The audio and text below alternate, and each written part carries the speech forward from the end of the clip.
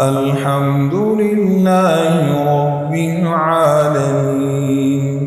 الرحمن الرحيم مالك يوم الدين إياك نعبد وإياك نستعين اهدنا الصراط المستقيم صراط الذين أنعمت عليهم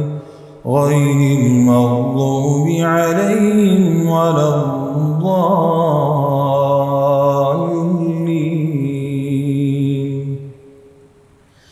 ألف لام ميم ذلك الكتاب لا ريب فيه هدى للمتقين الذين يؤمنون بالغيب ويقيمون الصلاة ومما رزقناهم ينفقون والذين يؤمنون بما أنزل إليك وما أنزل من قبلك وبالآخرة هم يوقنون أولئك على هدى من ربهم وأولئك هم المفلحون. إن الذين كفروا سواء عليهم أأنذرتهم أم لم تنذرهم لا يؤمنون. ختم الله على قلوبهم وعلى سمعهم وعلى أبصارهم غشاوة ولهم عذاب عظيم. ومن الناس من يقول آمنا بالله وباليوم الآخر وما هم بمؤمنين يخادعون الله والذين آمنوا وما يخدعون إلا أنفسهم وما يشعرون. في قلوبهم مرض فزادهم الله مرضا ولهم عذاب أليم بما كانوا يكذبون. وإذا قيل لهم لا تفسدوا في الأرض قالوا إنما نحن مصلحون ألا إنهم هم المفسدون ولكن لا يشعرون. وإذا قيل لهم آمنوا كما آمن الناس قالوا أنؤمن كما آمن السفهاء ألا إنهم هم السفهاء ولكن لا يعلمون. وإذا لقوا الذين آمنوا قالوا آمنا وإذا خلوا إلى شياطينهم قالوا إنا معكم إنما نحن مستهزئون. الله يستهزئ بهم ويمدهم في طغيانهم يعمهون. أولئك الذين اشتروا الضلالة بالهدى فما ربحت تجارتهم وما كانوا مهتدين. مثلهم كمثل الذي استوقد نارا فلما أضاءت ما حوله ذهب الله بنورهم وتركهم في ظلمات لا يبصرون. صم بكم عمي فهم لا يرجعون. أو كصيب من السماء فيه ظلمات ورعد وبرق يجعلون أصابعهم في آذانهم من الصواعق حذر الموت والله محيط بالكافرين. يكاد البرق يخطف أبصارهم كلما أضاء لهم مشوا فيه وإذا أظلم عليهم قاموا ولو شاء الله لذهب بسمعهم وأبصارهم إن الله على كل شيء قدير. يا أيها الناس اعبدوا ربكم الذي خلقكم والذين من قبلكم لعلكم تتقون الذي جعل لكم الأرض فراشا والسماء بناء وأنزل من السماء ماء فأخرج به من الثمرات رزقا لكم فلا تجعلوا لله أندادا وأنتم تعلمون. وإن كنتم في ريب مما نزلنا على عبدنا فأتوا بسورة من مثله وادعوا شهداءكم من دون الله إن كنتم صادقين فإن لم تفعلوا ولن تفعلوا فاتقوا النار التي وقودها الناس والحجارة أعدت للكافرين. وبشر الذين آمنوا وعملوا الصالحات أن لهم جنات تجري من تحتها الأنهار كلما رزقوا منها من ثمرة رزقا قالوا هذا الذي رزقنا من قبل وأتوا به متشابها ولهم فيها أزواج مطهرة وهم فيها خالدون. إن الله لا يستحيي أن يضرب مثلا ما بعوضة فما فوقها فأما الذين آمنوا فيعلمون أنه الحق من ربهم وأما الذين كفروا فيقولون ماذا أراد الله بهذا مثلا يضل به كثيرا ويهدي به كثيرا وما يضل به إلا الفاسقين. الذين ينقضون عهد الله من بعد ميثاقه ويقطعون ما أمر الله به أن يوصل ويفسدون في الأرض أولئك هم الخاسرون. كيف تكفرون بالله وكنتم أمواتا فأحياكم ثم يميتكم ثم يحييكم ثم إليه ترجعون. هو الذي خلق لكم ما في الأرض جميعا ثم استوى إلى السماء فسواهن 7 سماوات وهو بكل شيء عليم. وإذ قال ربك للملائكة إني جاعل في الأرض خليفة قالوا أتجعل فيها من يفسد فيها ويسفك الدماء ونحن نسبح بحمدك ونقدس لك قال إني أعلم ما لا تعلمون. وعلم آدم الأسماء كلها ثم عرضهم على الملائكة فقال أنبئوني بأسماء هؤلاء إن كنتم صادقين. قالوا سبحانك لا علم لنا إلا ما علمتنا إنك أنت العليم الحكيم. قال يا آدم أنبئهم بأسمائهم فلما أنبأهم بأسمائهم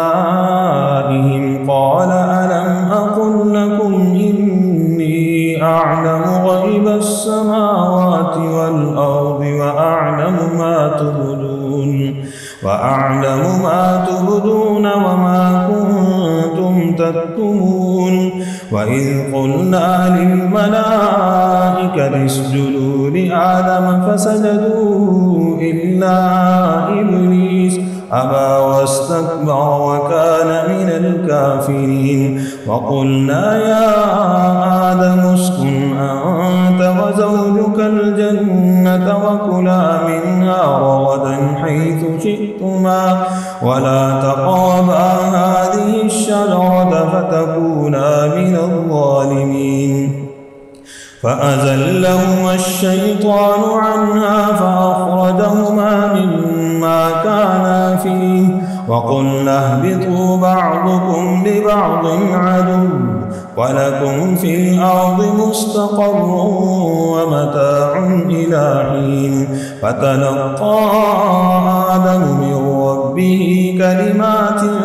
فتاب عليه إنه هو التواب الرحيم قلنا اهبطوا منها جميعا فإما يأتينكم مني هدى فمن تبع هداي فلا خوف عليهم ولا هم يحزنون والذين كفروا وكذبوا بآياتنا أولئك أصحاب النار هم فيها خالدون يا بني إسرائيل اذكروا نعمتي التي أنعمت عليكم وأوفوا بعهدي أوف بعهدكم وإياي فارهبون وآمنوا بما أنزلت مصدقا لما معكم ولا تكونوا أول كافر به ولا تشتروا بآياتي ثمنا قليلا وإياي فاتقون ولا تلبسوا الحق بالباطل وتكتموا الحق وأنتم تعلمون وأقيموا الصلاة وآتوا الزكاة واركعوا مع الراكعين أتأمرون الناس بالبر وتنسون أنفسكم وأنتم تتلون الكتاب أفلا تعقلون واستعينوا بالصبر والصلاة وإنها لكبيرة إلا على الخاشعين الذين يظنون أنهم ملاقو ربهم وأنهم إليه راجعون يا بني إسرائيل اذكروا نعمتي التي أنعمت عليكم وأني فضلتكم على العالمين واتقوا يوما لا تجزي نفس عن نفس شيئا ولا يقبل منها شفاعة ولا يؤخذ منها عدل ولا هم ينصرون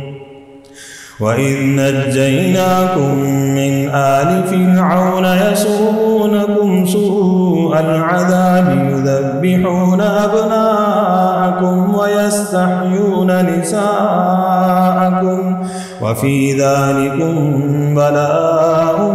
من ربكم عظيم وإذ فرقنا بكم البحر فأنجيناكم وأغرقنا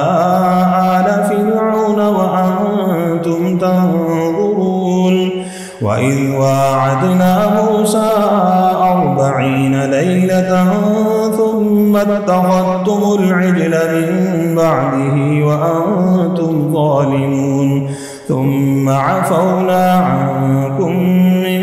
بعد ذلك لعلكم تشكرون وإذ آتينا موسى الكتاب والفرقان لعلكم تهتدون وإذ قال موسى لقومه يا قوم إنكم ظلمتم أنفسكم باتخاذكم العجل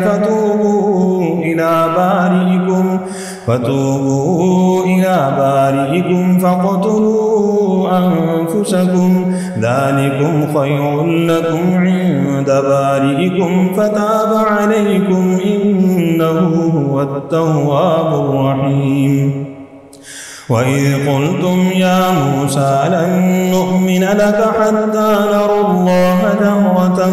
فأخذتكم الصاعقة وأنتم تنظرون ثم بعثناكم من بعد موتكم لعلكم تشكرون وظللنا عليكم الغمام وأنزلنا عليكم المن والسلوى كلوا من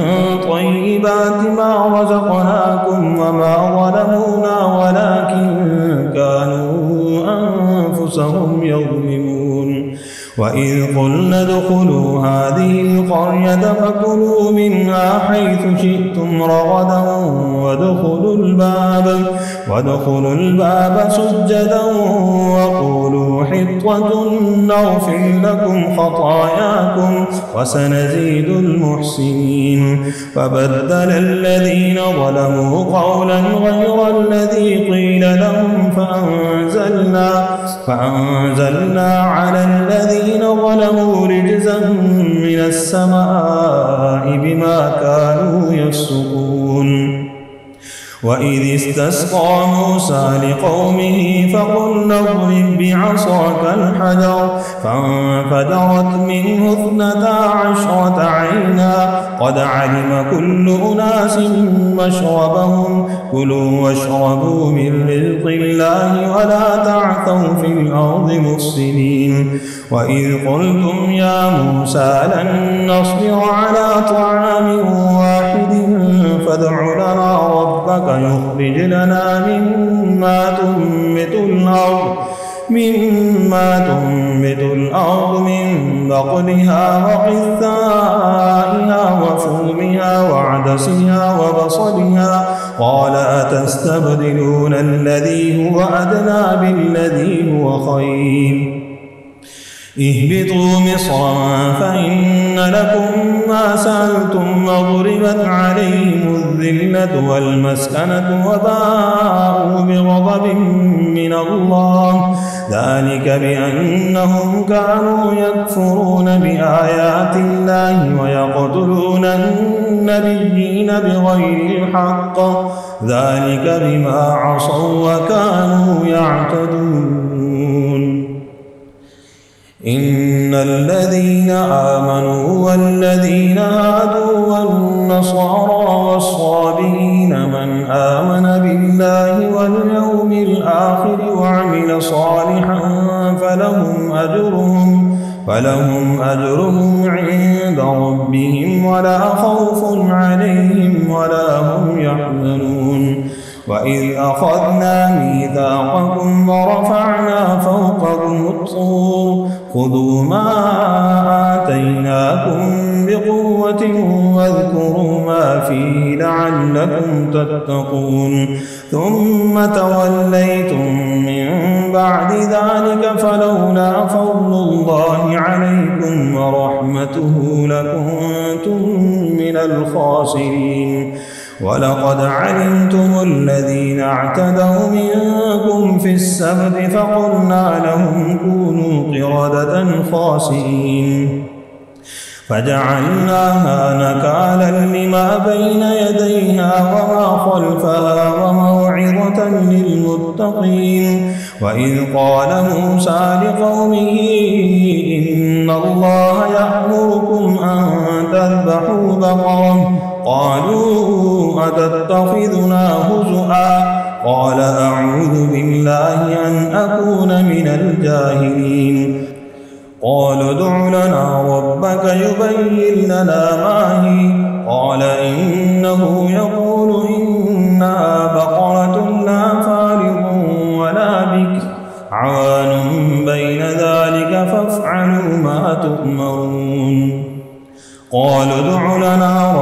يبين لنا ما لونها قال إنه يقول إنها بقرة صفراء فاقع لونها تسر الناظرين قالوا ادع لنا ربك يبين لنا ما هي إن البقرة شابه علينا وإنا إن شاء الله لمهتدون قال إنه يقول إنها بقرة لا ذلول تثير الأرض ولا تسقي الحرث مسلمة لا شية فيها قالوا الآن جئت بالحق فذبحوها وما كادوا يفعلون وإذ قتلتم نفسا فادارأتم فيها والله مخرج ما كنتم تكتمون فقلنا اضربوه ببعضها كذلك يحيي الله الموتى ويريكم آياته لعلكم تعقلون ثم قست قلوبكم من بعد ذلك فهي كالحجارة أو أشد قسوة وإن من الحجارة لما يتفجر منه الأنهار وإن منها لما يشقق فيخرج منه الماء وإن منها لما يهبط من خشية الله وما الله بغافل عما تعملون أفتطمعون أن يؤمنوا لكم وقد كان فريق منهم يسمعون كلام الله ثم يحرفونه من بعد ما عقلوه وهم يعلمون وإذا لقوا الذين آمنوا قالوا آمنا وإذا خلا بعضهم إلى بعض قالوا أتحدثونهم بما فتح الله عليكم ليحاجوكم به عند ربكم أفلا تعقلون أولا يعلمون أن الله يعلم ما يسرون وما يعلنون ومنهم أميون لا يعلمون الكتاب إلا أماني وإن هم إلا يظنون فويل للذين يكتبون الكتاب بأيديهم ثم يقولون هذا من عند الله ليشتروا به ثمنا قليلا فويل لهم مما كتبت أيديهم وويل لهم مما يكسبون وقالوا لن تمسنا النار إلا أياما معدودة قل أتخذتم عند الله عهدا فلن يخلف الله عهده أم تقولون على الله ما لا تعلمون بلى من كسب سيئة وأحاطت به خطيئته فأولئك أصحاب النار هم فيها خالدون والذين آمنوا وعملوا الصالحات أولئك أصحاب الجنة هم فيها خالدون وإذ أخذنا ميثاق بني إسرائيل لا تعبدون إلا الله وبالوالدين إحسانا وذي القربى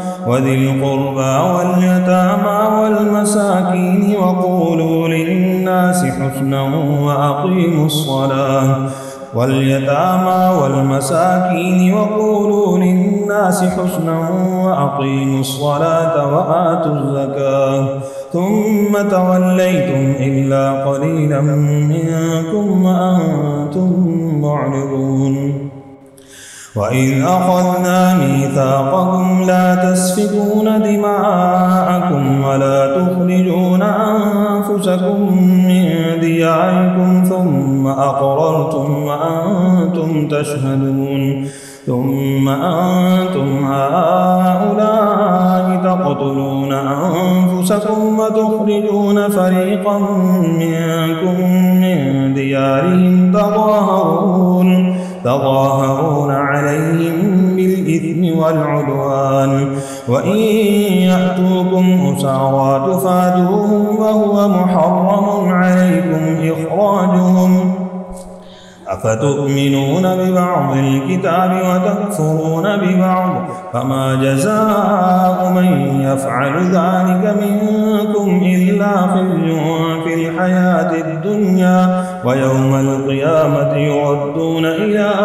أشد العذاب وما الله بغافل عما يعملون أولئك الذين اشتروا الحياة الدنيا بالآخرة فلا يخفف عنهم العذاب ولا هم ينصرون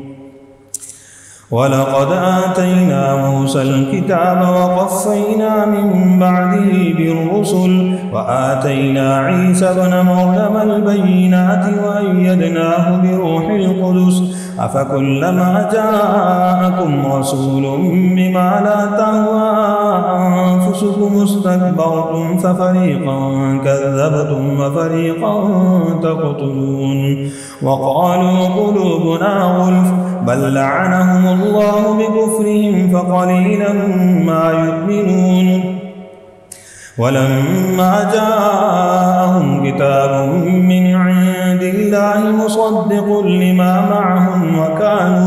وكانوا من قبل يستفتحون على الذين كفروا فلما جاءهم ما عرفوا كفروا به فلعنة الله على الكافرين بئس ما اشتروا به أنفسهم أن يكفروا بما أنزل الله بغيا أن ينزل الله من فضله على من يشاء من عباده فباءوا بغضب على غضب وللكافرين عذاب مهين وإذا قيل لهم آمنوا بما أنزل الله قالوا نؤمن بما أنزل علينا ويكفرون بما وراءه وهو الحق مصدقا لما معهم قل فلم تقتلون أنبياء الله من قبل إن كنتم مؤمنين ولقد جاءكم موسى بالبينات ثم اتخذتم العجل من بعده وأنتم ظالمون وإذ أخذنا ميثاقكم ورفعنا فوقكم الطور خذوا ما آتيناكم بقوة واسمعوا قالوا سمعنا وعصينا وأشربوا في قلوبهم العجل بكفرهم قل بئس ما يأمركم به إيمانكم إن كنتم مؤمنين قل إن كانت لكم الدار الآخرة عند الله خالصة من دون الناس فتمنوا الموت إن كنتم صادقين ولن يتمنوه أبدا بما قدمت أيديهم الله عليم بالظالمين ولتجدنهم أحرص الناس على حياة ومن الذين أشركوا يود أحدهم لو يعمر 1000 سنة وما هو بمزحزحه من العذاب أن يعمر والله بصير بما يعملون قل من كان عدوا لجبرائيل فإنه نزله على قلبك بإذن الله مصدقا لما بين يديه وهدى وبشرى للمؤمنين من كان عدوا لله وملائكته ورسله وجبرائيل وميكائيل فإن الله عدو للكافرين ولقد أنزلنا إليك آيات بينات وما يكفر بها إلا الفاسقون أوكلما عاهدوا عهدا نبذه فريق منهم بل أكثرهم لا يؤمنون ولما جاءهم رسول من عند الله مصدق لما معهم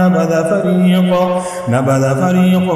من الذين أوتوا الكتاب كتاب الله وراء ظهورهم كأنهم لا يعلمون واتبعوا ما تتلو الشياطين على ملك سليمان وما كفر سليمان ولكن الشياطين كفروا يعلمون الناس السحر وما أنزل على الملكين ببابل هاروت وماروت وما يعلمان من أحد حتى يقولا إنما نحن فتنة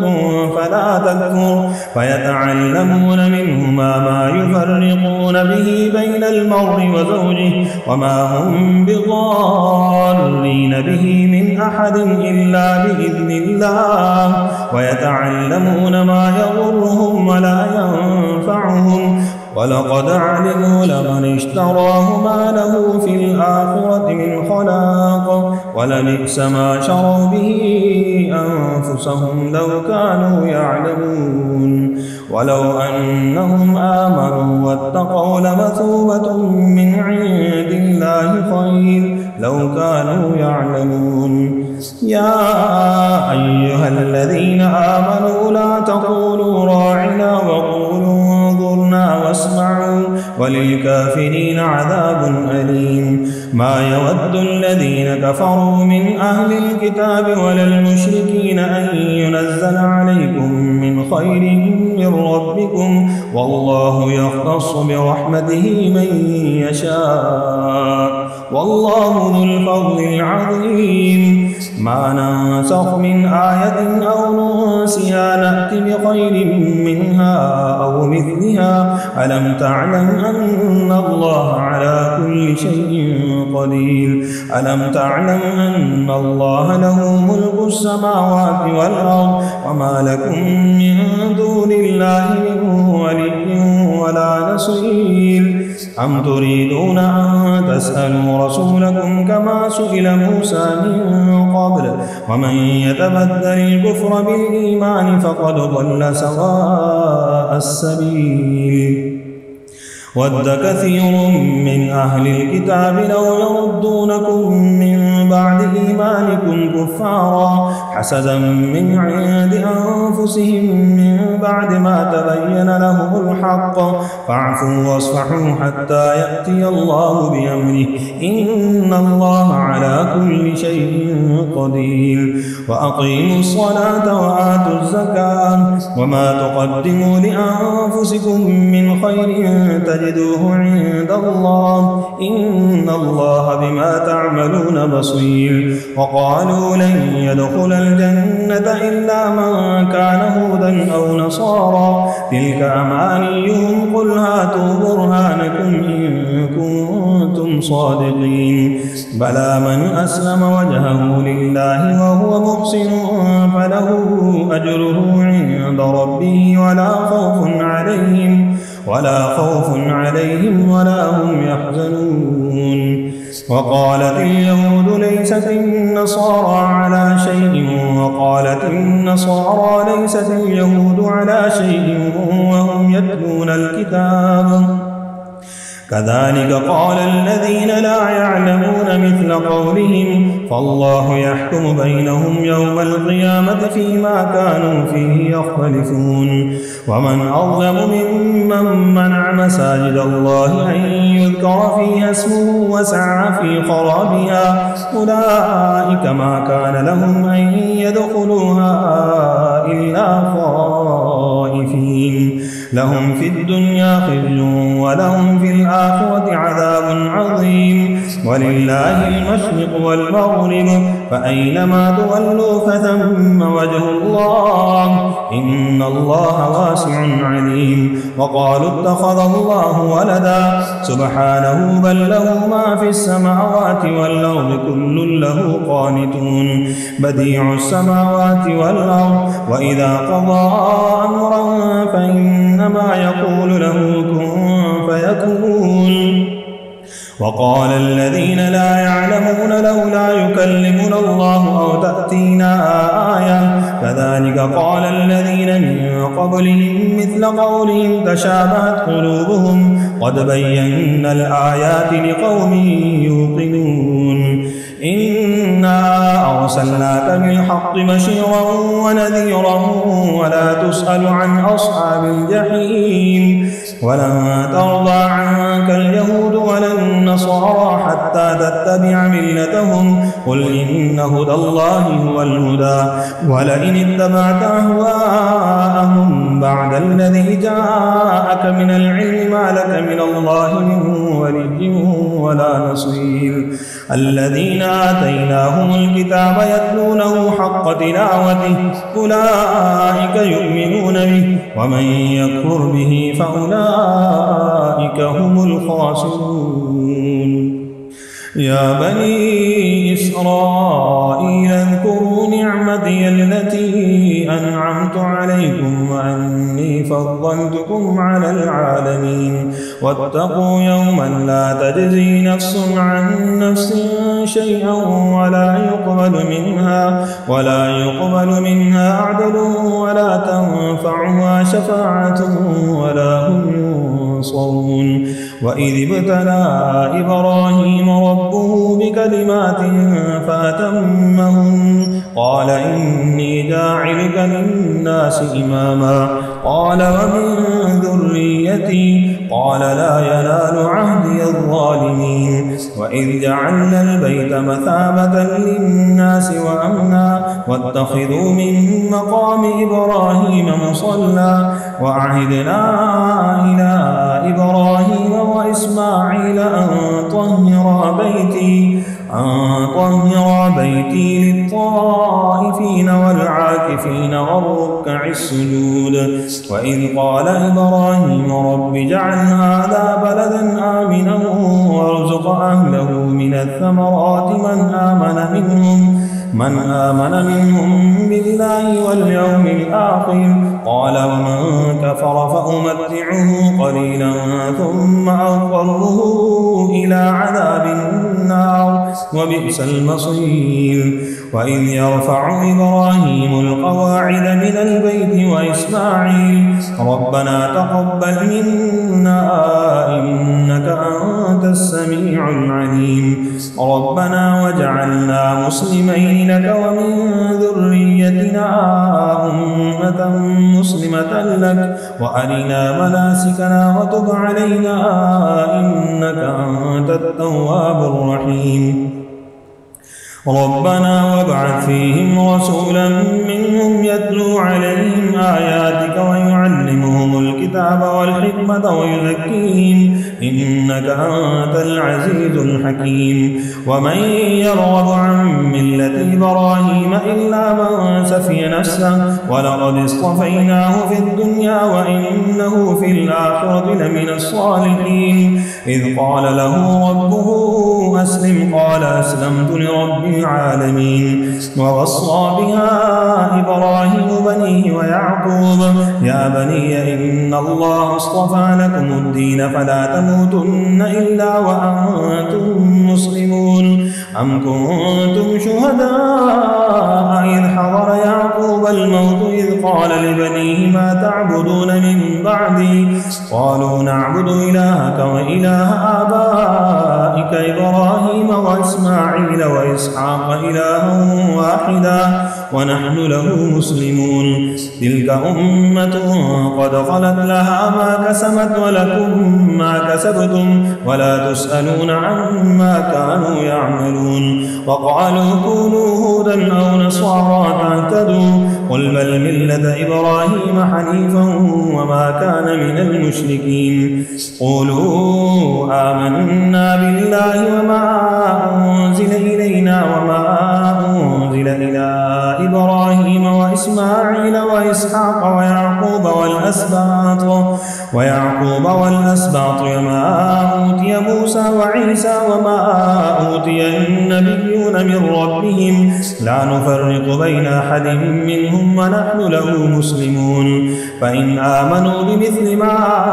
آمنتم به فقد اهتدوا وإن تولوا فإنما هم في شقاق فسيكفيكهم الله وهو السميع العليم صبغة الله ومن أحسن من الله صبغة ونحن له عابدون قل أتحاجوننا في الله وهو ربنا وربكم ولنا أعمالنا ولكم أعمالكم ونحن له مخلصون أم يقولون إن إبراهيم وإسماعيل وإسحاق ويعقوب والأسباط كانوا هودا أو نصارى قل أأنتم أعلم أم الله ومن أظلم ممن كتم شهادة عنده من الله وما الله بغافل عما تعملون تلك أمة قد خلت لها ما كسبت ولكم ما كسبتم ولا تسألون عما كانوا يعملون سيقول السفهاء من الناس ما ولاهم عن قبلتهم التي كانوا عليها قل لله المشرق والمغرب يهدي من يشاء إلى صراط مستقيم وكذلك جعلناكم أمة وسطا لتكونوا شهداء على الناس ويكون الرسول عليكم شهيدا وما جعلنا القبلة التي كنت عليها إلا لنعلم من يتبع الرسول ممن ينقلب على عقبيه وإن كانت لكبيرة إلا على الذين هدى الله وما كان الله ليضيع إيمانكم إن الله بالناس لرءوف رحيم قد نرى تقلب وجهك في السماء فلنولينك قبلة ترضاها فول وجهك شطر المسجد الحرام وحيثما كنتم فولوا وجوهكم شطره وإن الذين أوتوا الكتاب ليعلمون أنه الحق من ربهم وما الله بغافل عما يعملون ولئن أتيت الذين أوتوا الكتاب بكل آية ما تبعوا قبلتك وما أنت بتابع قبلتهم وما بعضهم بتابع قبلة بعض ولئن اتبعت أهواءهم من بعد ما جاءك من العلم إنك إذا لمن الظالمين الذين آتيناهم الكتاب يعرفونه كما يعرفون أبناءهم وإن فريقا منهم ليكتمون الحق وهم يعلمون الحق من ربك فلا تكونن من الممترين ولكل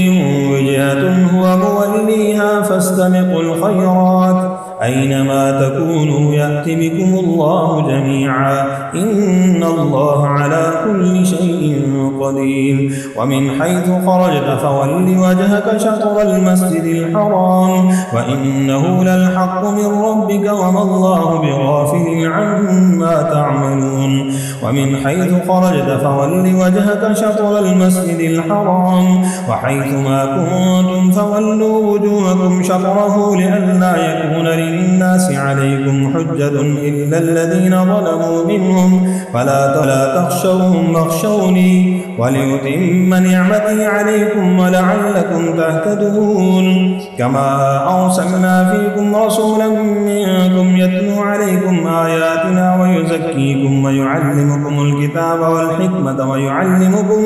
ما لم تكونوا تعلمون فاذكروني أذكركم واشكروا لي ولا تكفرون يا أيها الذين آمنوا استعينوا بالصبر والصلاة إن الله مع الصابرين ولا تقولوا لمن يقتل في سبيل الله أموات بل أحياء ولكن لا تشعرون ولنبلونكم بشيء من الخوف والجوع ونقص من الأموال والأنفس والثمرات وبشر الصابرين الذين إذا أصابتهم مصيبة قالوا إنا لله وإنا إليه راجعون أولئك عليهم صلوات من ربهم ورحمة وأولئك هم المهتدون إن الصفا والمروة من شعائر الله فمن حج البيت أو اعتمر فلا جناح عليه أن يطوف بهما ومن تطوع خيرا فإن الله شاكر عليم إن الذين يكتمون ما أنزلنا من البينات والهدى من بعد ما بيناه للناس في الكتاب أولئك يلعنهم الله ويلعنهم اللاعنون إلا الذين تابوا وأصلحوا وبينوا فأولئك أتوب عليهم وأنا التواب الرحيم إن الذين كفروا وماتوا وهم كفار أولئك عليهم لعنة الله والملائكة والناس أجمعين خالدين فيها لا يخفف عنهم العذاب ولا هم ينظرون وإلهكم إله واحد لا إله إلا هو الرحمن الرحيم إن في خلق السماوات والأرض واختلاف الليل والنهار والفلك التي تجري في البحر بما ينفع الناس وما أنزل الله من السماء من ماء فأحيا به الأرض بعد موتها وبث فيها من كل دابة وتصريف الرياح والسحاب المسخر بين السماء والأرض لآيات لقوم يعقلون ومن الناس من يتخذ من دون الله أندادا يحبونهم كحب الله والذين آمنوا أشد حبا لله ولو يرى الذين ظلموا إذ يرون العذاب أن القوة لله جميعا وأن الله شديد العذاب إذ تبرأ الذين اتبعوا من الذين اتبعوا ورأوا العذاب وتقطعت بهم الأسباب وقال الذين اتبعوا لو أن لنا كرة فنتبرأ منهم كما تبرأوا منا كذلك يريهم الله أعمالهم حسرات عليهم وما هم بخارجين من النار يا أيها الناس كلوا مما في الأرض حلالا طيبا ولا تتبعوا خطوات الشيطان إنه لكم عدو مبين إنما يأمركم بالسوء والفحشاء وأن تقولوا على الله ما لا تعلمون وإذا قيل له اتبعوا ما أنزل الله قالوا بل نتبع ما ألفينا عليه آباءنا أولو كان آباءهم لا يعقلون شيئا ولا يهتدون ومثل الذين كفروا كمثل الذي ينعق بما لا يسمع إلا دعاء ونداء صم بكم عمي فهم لا يعقلون يا أيها الذين آمنوا كلوا من طيبات ما رزقناكم واشكروا لله إن كنتم إياه تعبدون إنما حرم عليكم الميتة والدم ولحم الخنزير وما أهل به لغير الله فمن اضطر غير باغ ولا عاد فلا إثم عليه إن الله غفور رحيم إن الذين يكتمون ما أنزل الله من الكتاب ويشترون به ثمنا قليلا أولئك ما يأكلون في بطونهم إلا النار ولا يكلمهم الله يوم القيامة ولا يزكيهم ولهم عذاب أليم أولئك الذين اشتروا الضلالة بالهدى والعذاب بالمغفرة فما أصبرهم على النار ذلك بأن الله نزل الكتاب بالحق وإن الذين اختلفوا في الكتاب لفي شقاق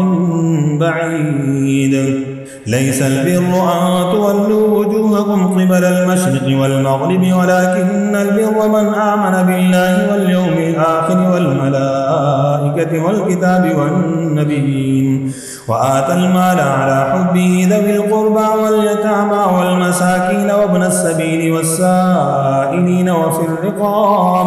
وأقاموا الصلاة وآتوا الزكاة والموفون بعهدهم إذا عاهدوا والصابرين في البأساء والضراء وحين البأس أولئك الذين صدقوا وأولئك هم المتقون يا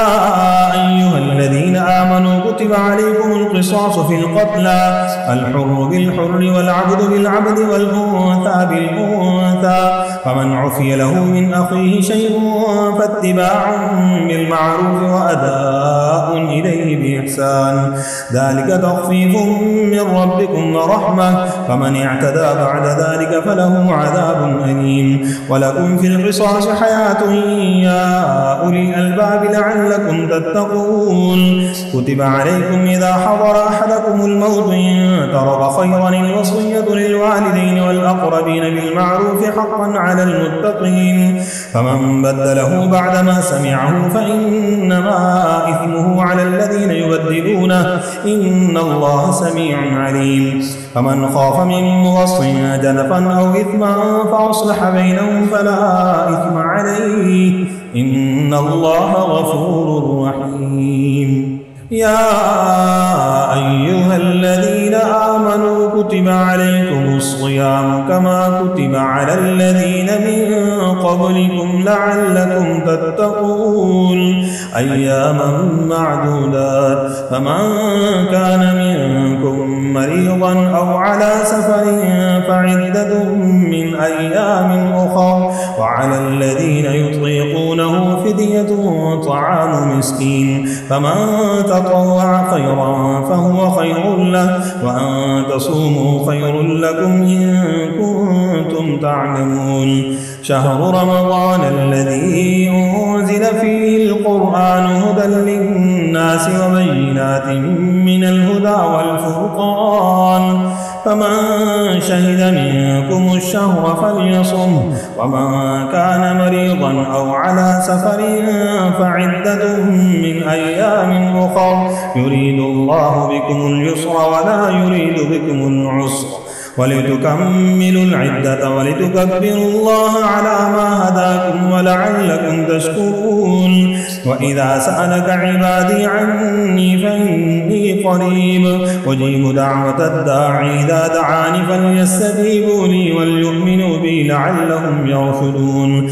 أحل لكم ليلة الصيام الرفث إلى نسائكم هن لباس لكم وأنتم لباس لهن علم الله أنكم كنتم تختانون أنفسكم فتاب عليكم وعفى عنكم فالآن باشروهن وابتغوا ما كتب الله لكم وكلوا واشربوا حتى يتبين لكم الخيط الأبيض من الخيط الأسود من الفجر ثم أتموا الصيام إلى الليل ولا تباشروهن وأنتم عاكفون في المساجد تلك حدود الله فلا تقربوها كذلك يبين الله آياته للناس لعلهم يتقون ولا تأكلوا أموالكم بينكم بالباطل وتدلوا بها إلى الحكام لتأكلوا فريقا من أموال الناس بالإثم وأنتم تعلمون يسألونك عن الأهلة قل هي مواقيت للناس والحج وليس البر بأن تأتوا البيوت من ظهورها ولكن البر من اتقى وأتوا البيوت من أبوابها واتقوا الله لعلكم تفلحون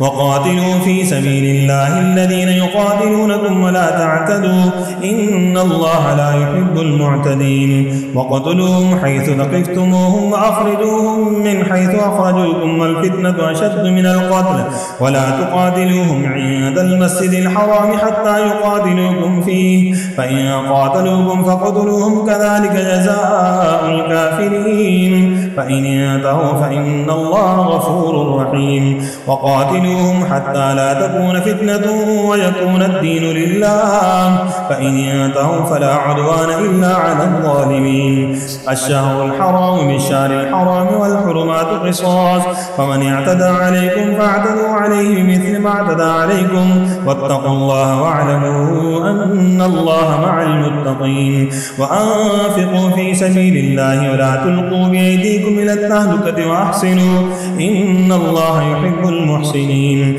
وأتموا الحج والعمرة لله فإن أحصيتم فما استيسر من الهدي ولا تحلقوا رؤوسكم حتى يبلغ الهدي محله فمن كان منكم مريضا أو به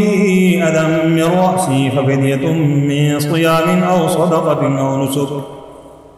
فإذا أمنتم فمن تمتع بالعمرة إلى الحج فما استيسر من الهدي فمن لم يجد فصيام 3 أيام في الحج و7 إذا رجعتم تلك 10 كاملة ذلك لمن لم يكن أهله حاضر المسجد الحرام واتقوا الله واعلموا أن الله شديد العقاب. الحج أشهر معلومات فمن فرض فيهن الحج فلا رفث ولا فسوق ولا جدال في الحج وما تفعلوا من خير يعلمه الله وتزودوا فإن خير الزاد التقوى واتقون يا أولي الألباب. ليس عليكم جناح أن تبتغوا فضلا من ربكم فإذا أفضتم من عرفات فاذكروا الله عند المشعر الحرام واذكروا كما هداكم وإن كنتم من قبله لمن الضالين. ثم أفيضوا من حيث أفاض الناس واستغفروا الله إن الله غفور رحيم. فإذا قضيتم مناسككم فاذكروا الله كذكركم آباءكم أو أشد ذكرا. فمن الناس من يقول ربنا آتنا في الدنيا وما له في الآخرة من خلاق ومنهم من يقول ربنا آتنا في الدنيا حسنة وفي الآخرة حسنة وقنا عذاب النار. أولئك لهم نصيب مما كسبوا والله سريع الحساب. واذكروا الله في أيام معدودات فمن تعجل في يومين فلا إثم عليه وما تأخر فلا إثم عليه لمن اتقى واتقوا الله واعلموا أنكم إليه تحشرون. ومن الناس من يعجبك قوله في الحياة الدنيا ويشهد الله على ما في قلبه وهو ألد الخصام وإذا تولى سعى في الأرض ليفسد فيها ويهلك الحرث والنسل والله لا يحب الفساد.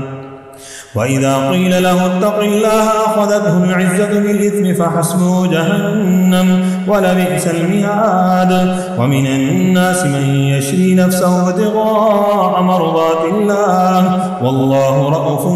بالعباد. يا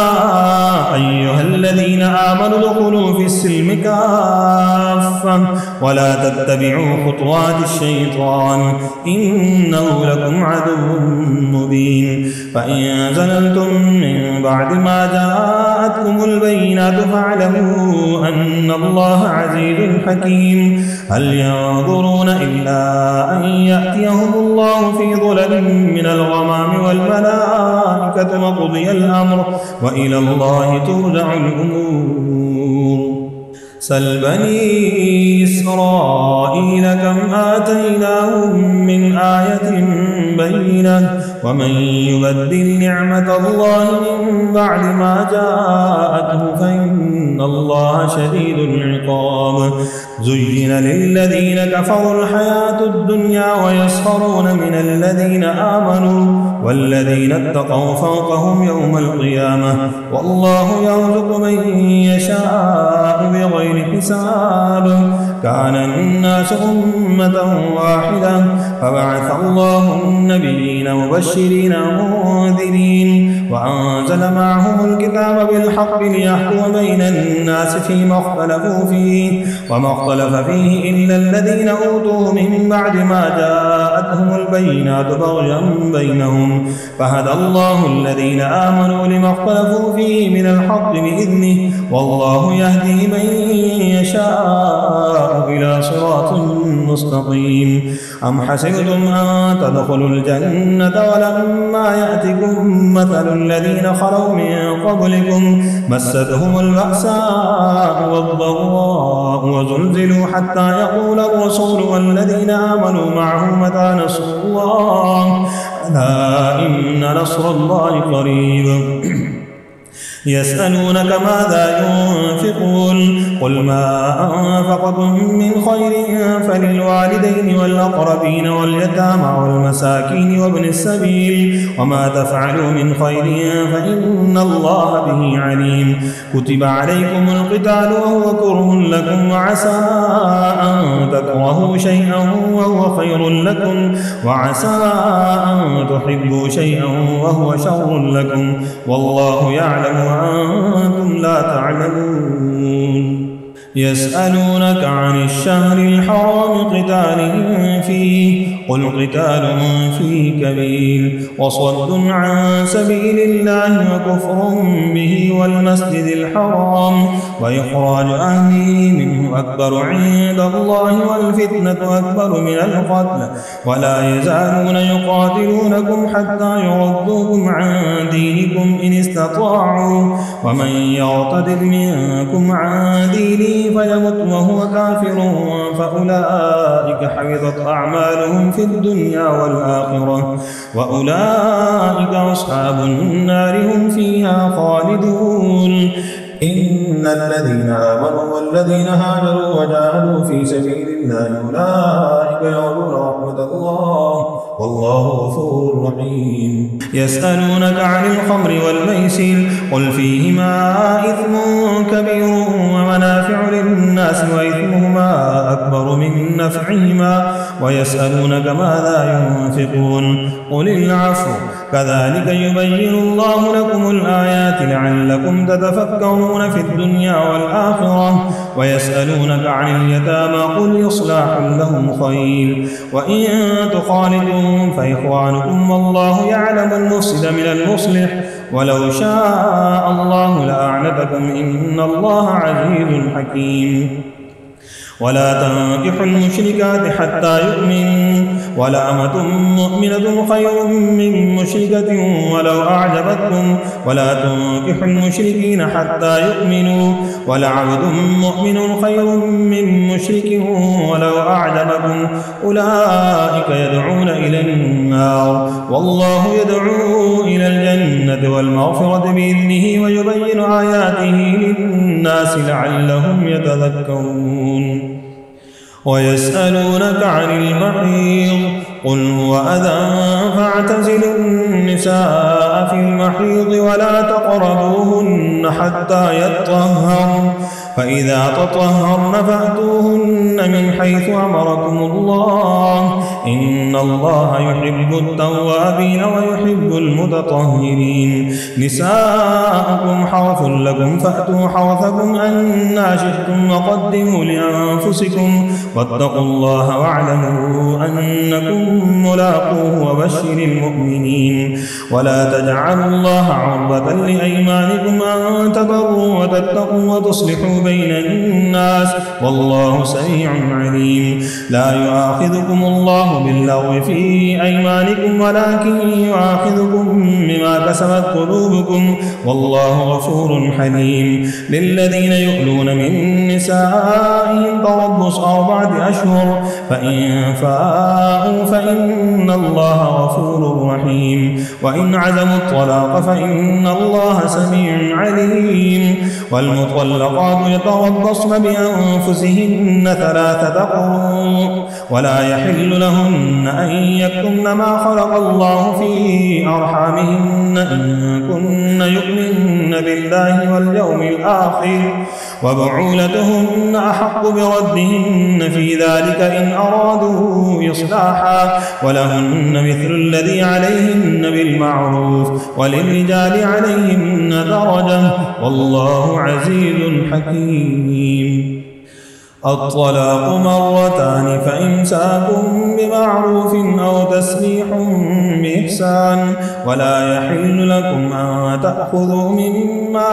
آتيتموهن شيئا إلا أن يخافا ألا يقيما حدود الله فإن خفتم ألا يقيما حدود الله فلا جناح عليهما فيما افتدت به تلك حدود الله فلا تعتدوها ومن يتعد حدود الله فأولئك هم الظالمون فإن طلقها فلا تحل له من بعد حتى تنكح زوجا غيره فإن طلقها فلا جناح عليهما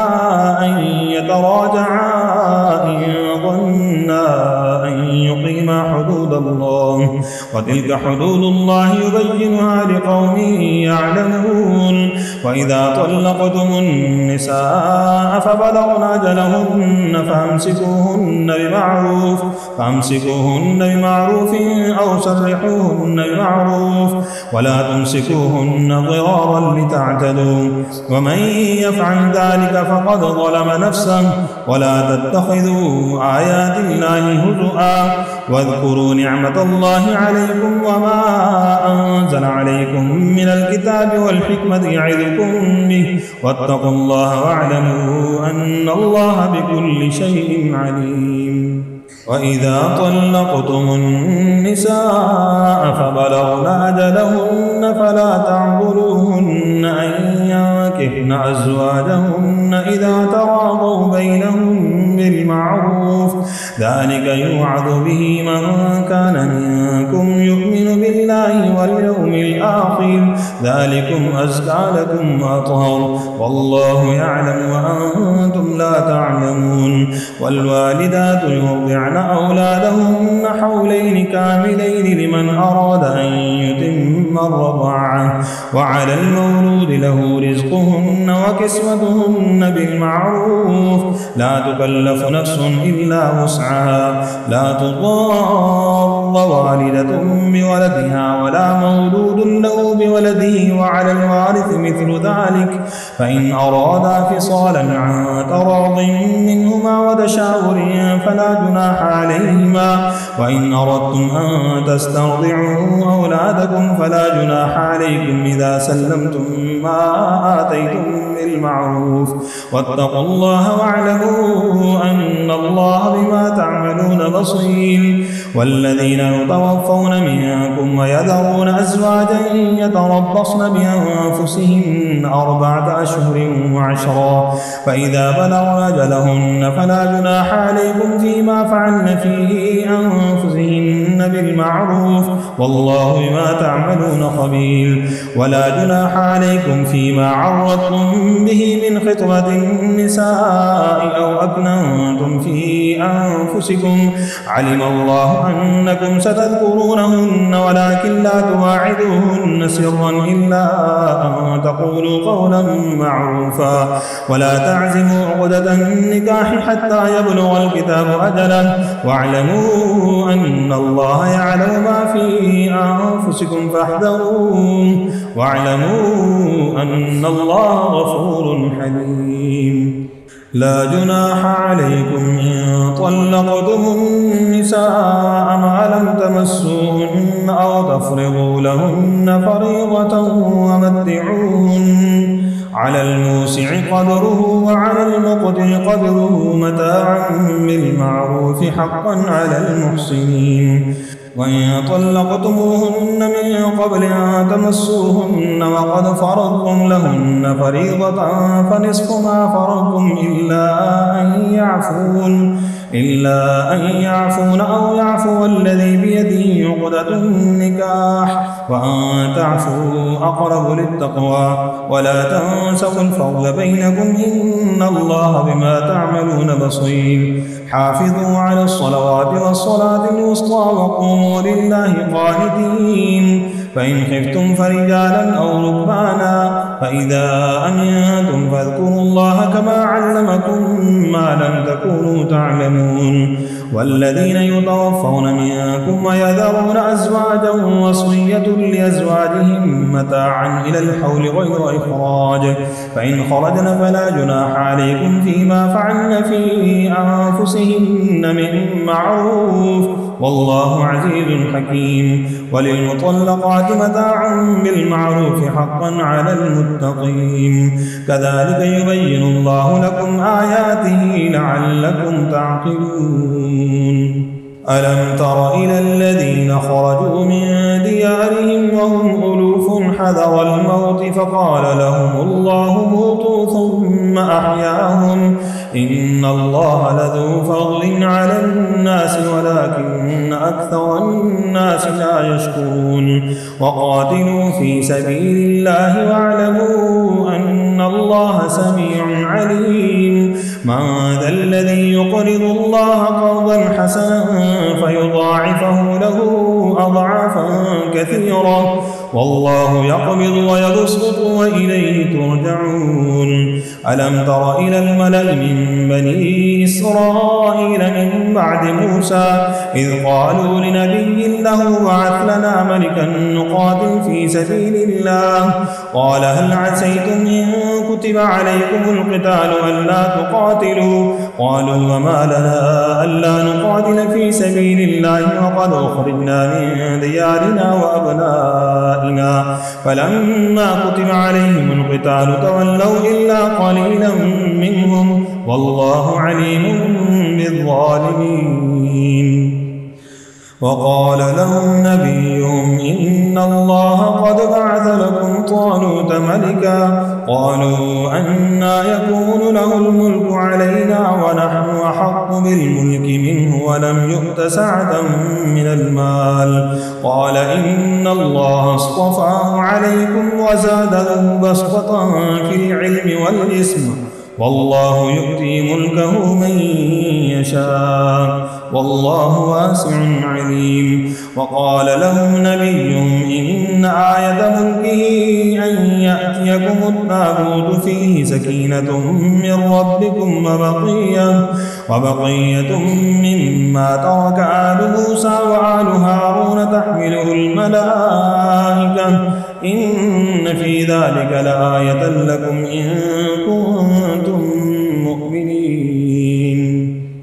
فلما فصل طالوت بالجنود قال إن الله مبتليكم بنار فمن شرب منه فليس مني ومن لم يطعمه فإنه مني إلا من اغترف غرفة بيده فشربوا منه إلا قليلا منهم فلما جاوزه هو والذين آمنوا معه قالوا لا طاقة لنا اليوم بجالوت وجنوده قال الذين يظنون أنهم ملاقوا الله كم من فئة قليلة غلبت فئة كثيرة بإذن الله والله مع الصابرين ولما برزوا لجالوت وجنوده قالوا ربنا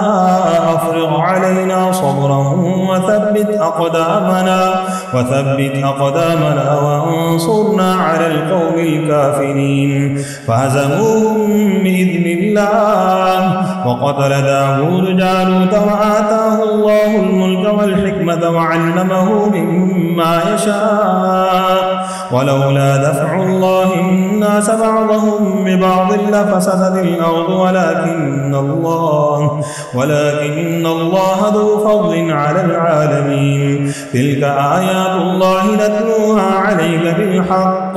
وإنك لمن المرسلين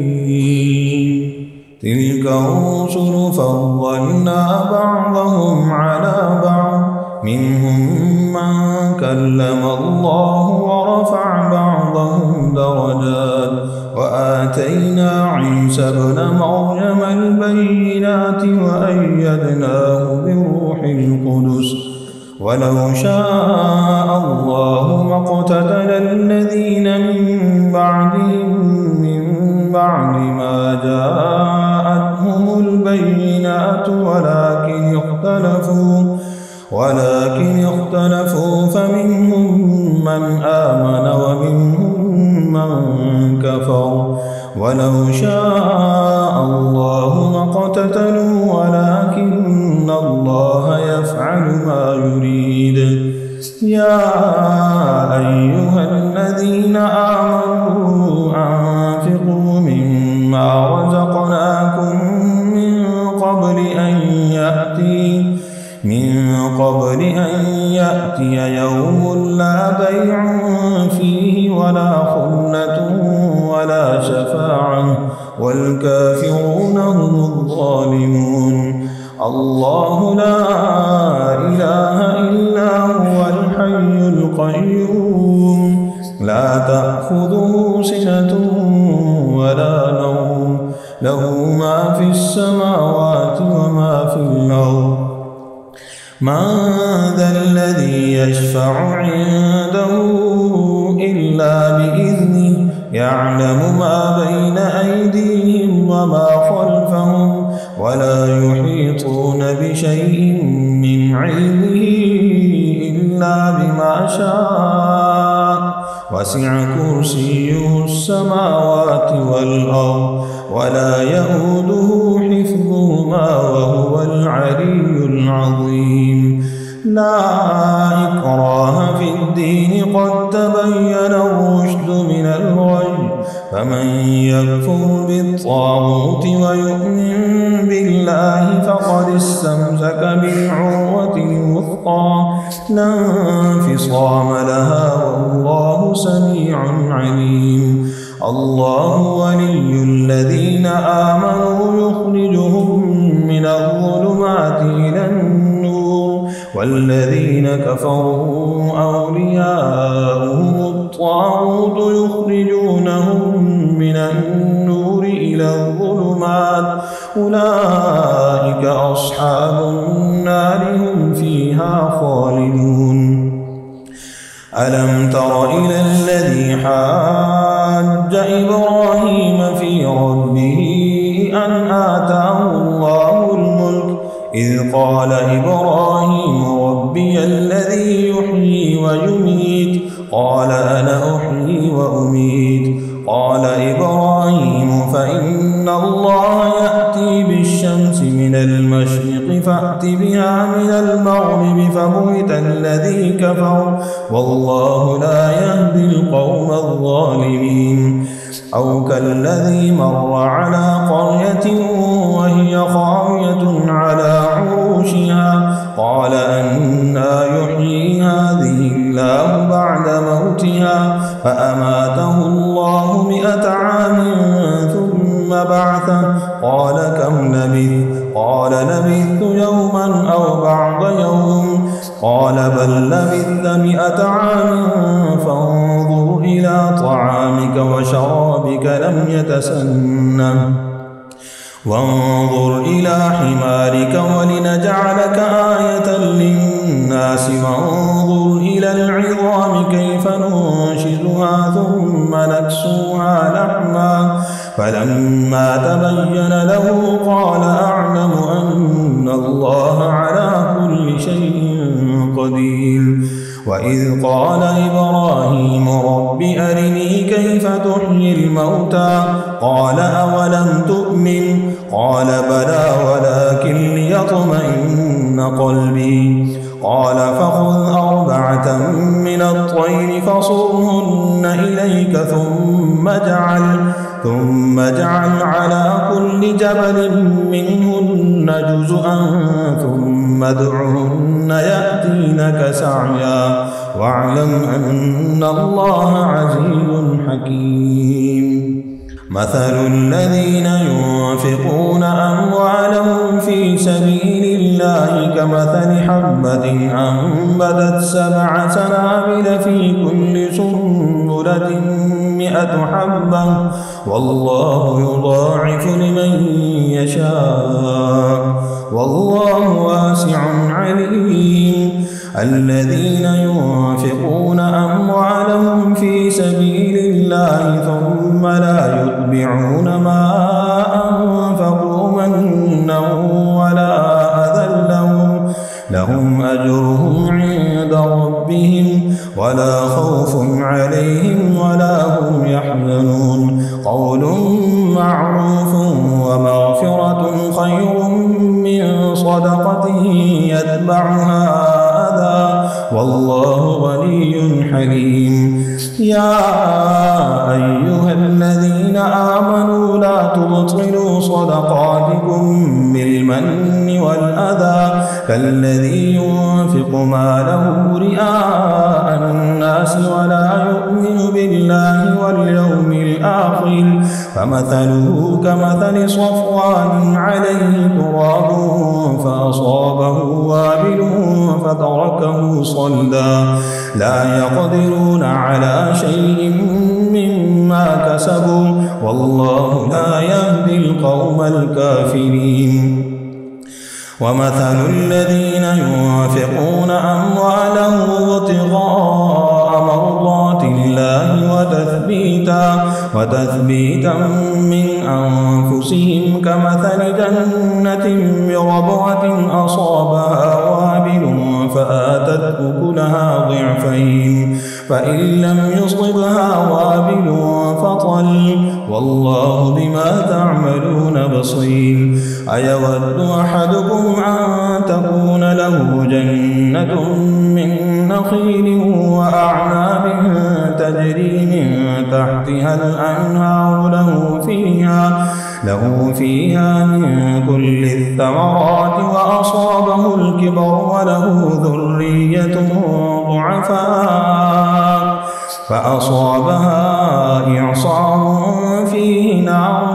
فاحترقت كذلك يبين الله لكم الآيات لعلكم تتفكرون. يا أيها الذين آمنوا أنفقوا من طيبات ما كسبتم ومما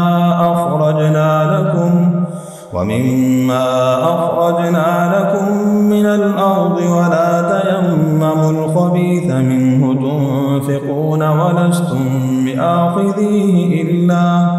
إلا أن تغمضوا فيه واعلموا أن الله غني حميد.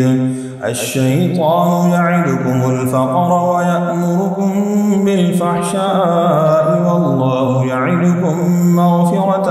منه وفضلا والله واسع عليم. يؤتي الحكمة من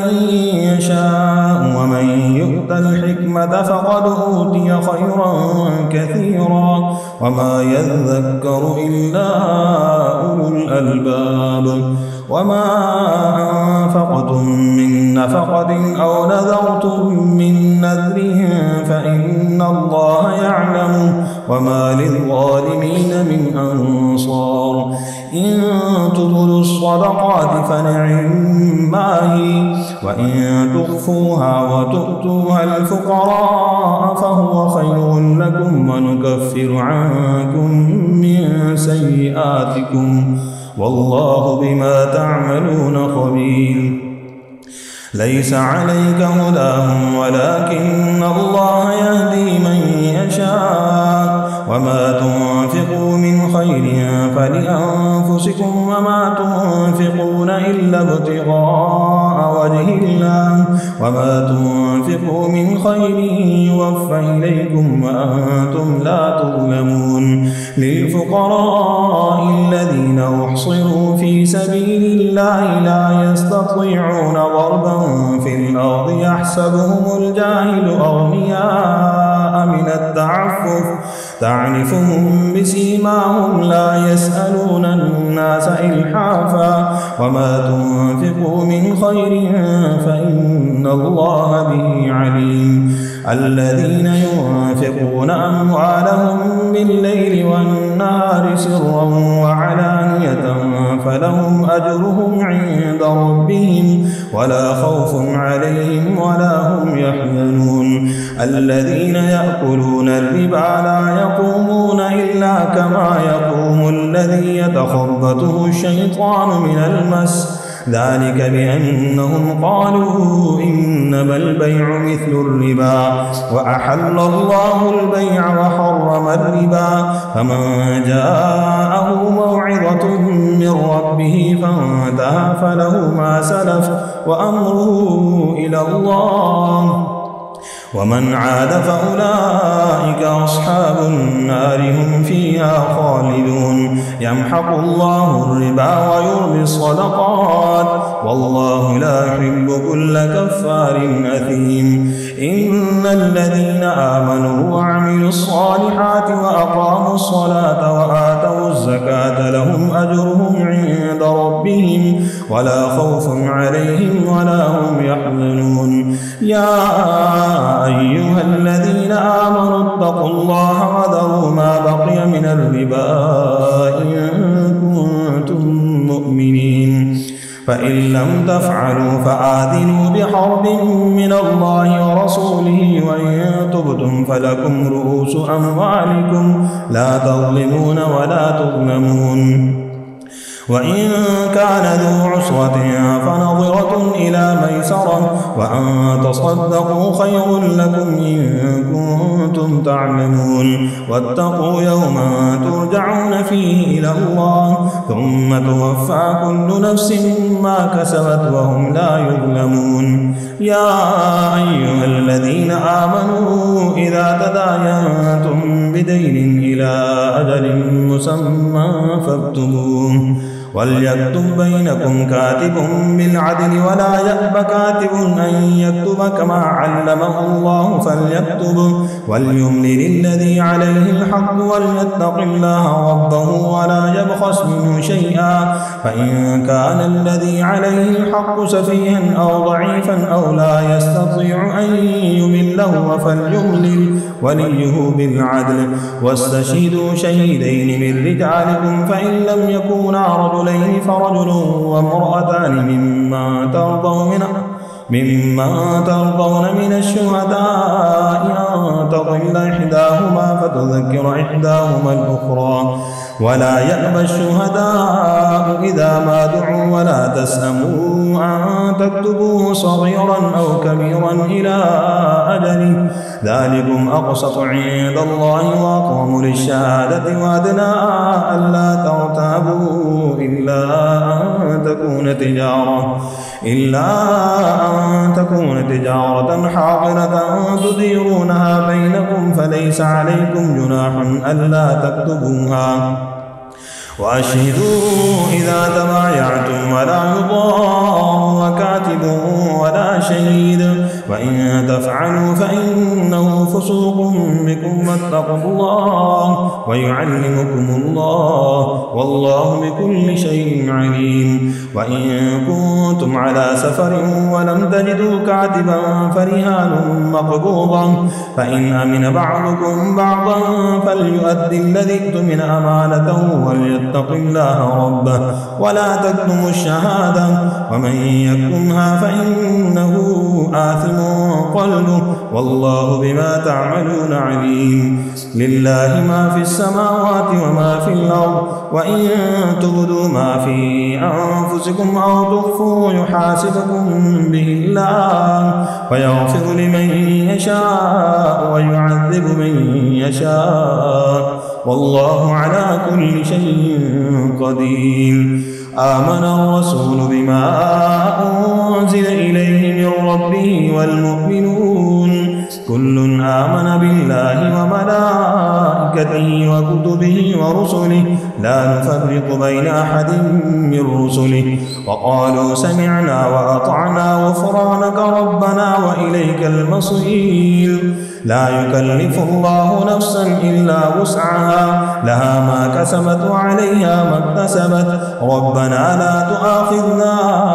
إن نسينا أو أخطأنا